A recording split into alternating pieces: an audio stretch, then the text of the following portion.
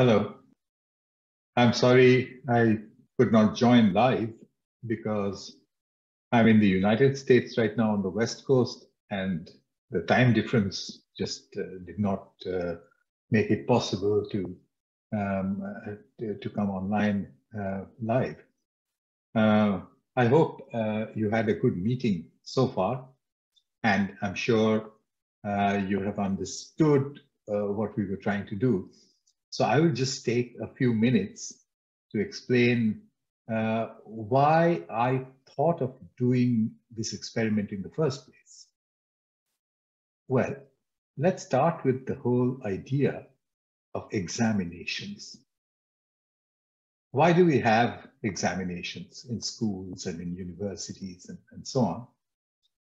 Well, first of all, we examine someone to figure out what they know. You might ask someone, what is the meaning of standard deviation?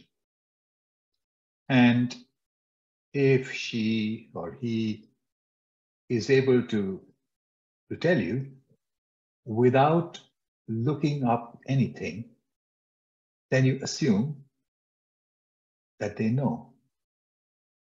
We all know that there's a problem with it. You could try and memorize many possible answers and then just reproduce the answer from memory. That is not exactly knowing.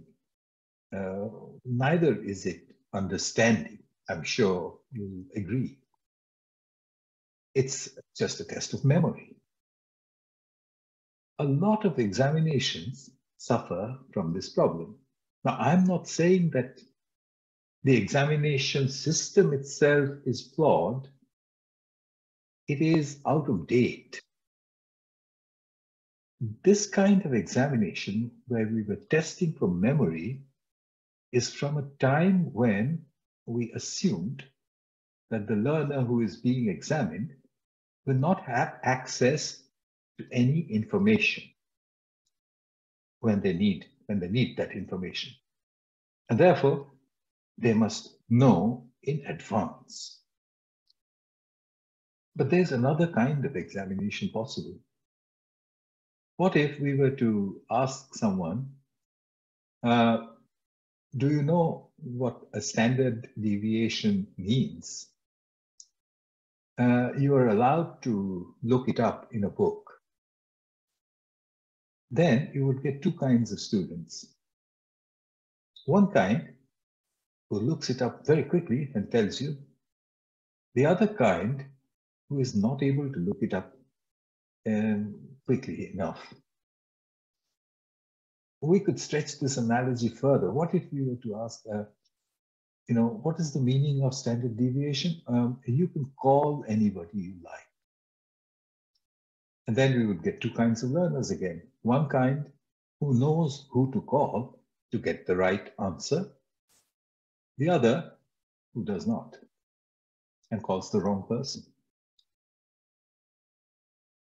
Nowadays, because of smartphones, we don't actually need to ask a human being or look up anything in a book. We can simply ask a search engine. A search engine like Google now says in its search bar, it says, ask anything. What an amazing age this is, where you have a network to whom or to which you can ask anything. What would happen if such a network was made available to a learner during an examination? Would we be testing for what they know, or would we be testing for what they can find out at the time when they need it? In a world where change is very rapid, like the one we live in right now, knowing things in advance is perhaps not as useful as being able to find out things at the point of need. We conducted this experiment where we subjected or we allowed many learners to take examinations where they were allowed to look up the internet. And what we found was that the good learners, the ones who know how to learn well, they always come up on top anyway, whether they have memorized or whether they're not. So we don't need to police the learner in an examination to find out if they're cheating. If looking up things on Google is called cheating, then wouldn't you agree that all of us are cheating all the time? So, you must have seen the results of the experiment that Edith and Hannah did. A wonderful experiment, very carefully done, which showed that looking up the internet does not necessarily become cheating. It doesn't mean that the people who have no capacity to learn will come up on top. That's not the case. You need to know where to find it. And I think Einstein said that.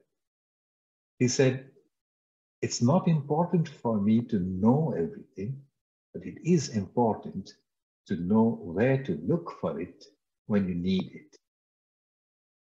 I'll leave you with that thought, because as you go into your teaching careers, you must inculcate in your learners this ability to find things out accurately just in time, because they will be in a world where things will change so rapidly that this ability to find things just in time will be the most important ability that they will need.